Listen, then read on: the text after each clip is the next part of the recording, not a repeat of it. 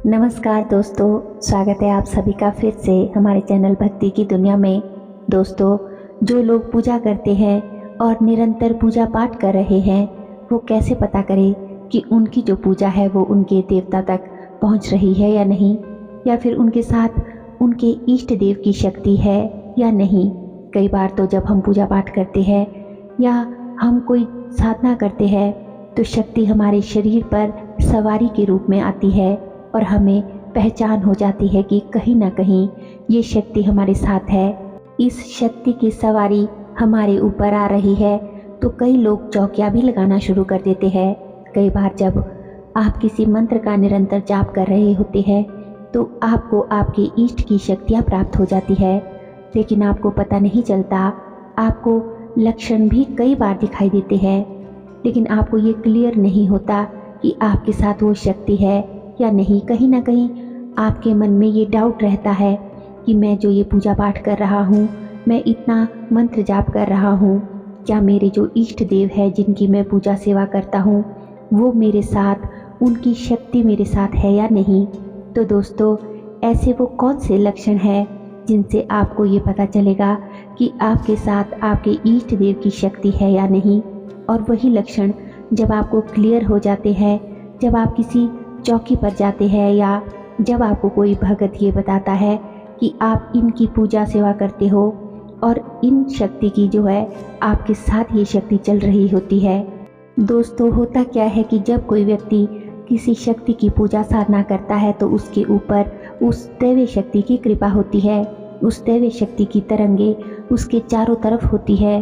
उस शक्ति की दैवीय ऊर्जा उसे स्पर्श करती है, उसके चारों तरफ एक घेरा बना लेती है और धीरे धीरे उसके शरीर में प्रवेश करती है। जैसे जैसे वह व्यक्ति पूजा पाठ बढ़ाता है, अपने ध्यान साधना का समय बढ़ाता चला जाता है, निरंतर साधना जब ध्यान करता है तो वो उस शक्ति का आवाहन जब नित्य प्रतिदिन करता है तो उस शक्ति को ज़रूर आना ही पड़ता है। अगर वो व्यक्ति लंबे समय तक एक ही नियम से पूजा पाठ करता है, साधना करता है, तो कहीं ना कहीं जो उस देवी देवता की शक्ति है वो पूर्ण रूप से उसे प्राप्त हो जाती है। लेकिन आप ये कैसे पहचान सकते हैं कि आपके ऊपर दैवीय कृपा है या नहीं?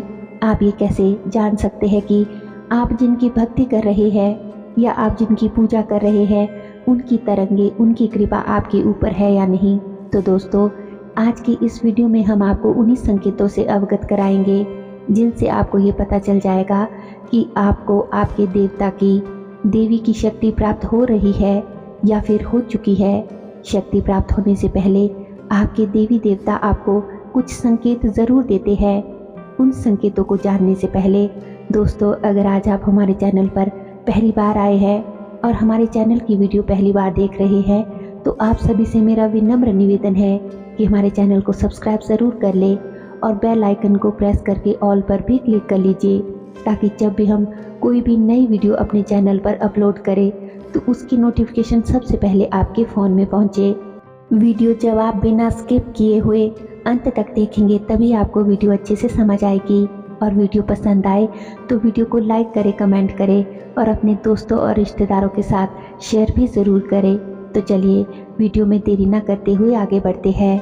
दोस्तों, जब हम पूजा करते हैं तो पहला लक्षण होता है कि आपकी पूजा देवता तक पहुंच रही है या दैवीय कृपा आपके ऊपर है। वो ये है कि आपके शरीर में कंपन होने लगती है, वाइब्रेशन होने लगती है, आपके जो रोंगटे हैं वो खड़े होने लगते हैं, जैसे कोई शक्ति जो है आपके शरीर में भर चुकी है या आपके शरीर में कोई शक्ति प्रवेश करने वाली है, ऐसा आपको महसूस होता है। और आपके जो रोंगटे हैं, रोम रोम जो है वो खड़े हो जाते हैं। चाहे मौसम कोई भी हो, गर्मी का हो, सर्दी का हो, तब भी आपको ऐसे लगेगा जैसे मेरे शरीर के रोम रोम खड़े हो गए हैं। और ऐसा आपको तभी अनुभव होता है जब दैवीय तरंगे जो है आपके शरीर में प्रवेश कर रही होती है। आपके इष्ट की, देवी देवता की जो शक्ति है वो आपके शरीर में प्रवेश कर रही होती है। दोस्तों, दूसरा लक्षण है कि जब आप जाप करते रहते हैं, निरंतर जाप करते रहते हैं तो आपको एक परम आनंद की अनुभूति होने लगती है। मान लीजिए आप 5 माला जो है वो प्रतिदिन की आप करते हैं या फिर एक माला आप प्रतिदिन करते हैं तो जब आप उस ईश्वरीय परम आनंद का अनुभव आपको होता है तो आप फिर निरंतर जाप करते रहते हैं। आपको ऐसा मन करता है कि मैं बस जाप करता ही रहूं, मंत्र जाप करता रहूं, साधना में बैठा रहूं। आपको समय का कोई भान नहीं रहता कि मुझे कितना समय हो गया है। आपको दिव्य जो शक्तियाँ प्राप्त होने लगती है तो आपका मन करता है कि आप बस अपने इष्ट से जुड़े हुए रहे और लगातार आप जाप करते रहे, बैठे रहे साधना में। अगला जो तीसरा लक्षण है कि जब आप पूजा पाठ करते हैं तो आपका ध्यान एकदम से एकाग्र हो जाता है। जैसे ही आप आसन पर बैठते हैं और आप चाहते हैं कि मैं अब मंत्र जाप करूंगा या ध्यान में बैठूंगा, तो जिस आसन पर बैठकर आप पूजा पाठ करते हैं, ध्यान में बैठते हैं, उस आसन पर जैसे ही आप बैठते हैं तो आपका जो ध्यान है पूजा के लिए एकाग्र होना शुरू हो जाता है। पूजा साधना के समय आपका जो दिमाग है वो सुन्न हो जाता है। आपको अपने आसपास क्या हो रहा है, क्या चल रहा है, कुछ ध्यान नहीं रहता। आपका शरीर जो है वो सुन्न हो जाता है। आपको ऐसा महसूस होता है कि आप एक गहरी नींद में प्रवेश कर रहे हैं, समाधि में प्रवेश कर रहे हैं। आपको कई बार ऐसा महसूस भी होता है कि जैसे आप सो रहे हैं, आपको एक गहरी नींद आ गई है। पर यही वो जो स्थिति होती है वो एक साधना की स्थिति होती है, वो एक ध्यान की स्थिति होती है, वो एक समाधि की स्थिति होती है। अगर आप उसी स्थिति में ध्यान करते हैं, निरंतर ध्यान करते रहते हैं, घंटे, 2 घंटे, 4 घंटे, तो आप समाधि तक प्रवेश कर सकते हैं।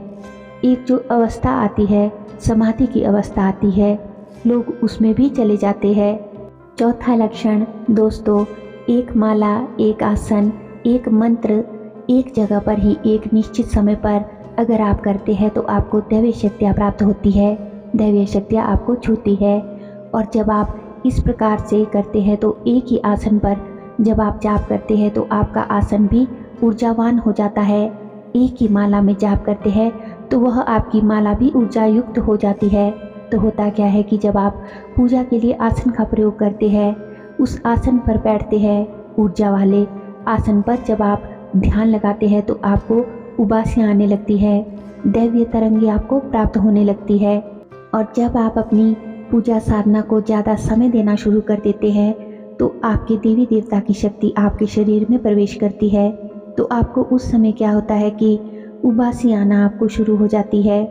जब कोई भगत, कोई साधक उस ऊर्जावान आसन पर बैठता है, लगातार प्रतिदिन एक ही आसन का प्रयोग करता है, तो उस आसन पर जब आप साधना करते हैं, ध्यान करते हैं, तो आपको थोड़ी थोड़ी देर पर बड़ी बड़ी उबासी आती है। आपकी जो नेगेटिविटी है वो बाहर आने लगती है, खत्म होने लगती है, और उसकी जगह पर जो है सकारात्मक जो ऊर्जा है वो प्रवेश करके आपके अंदर जाने लगती है।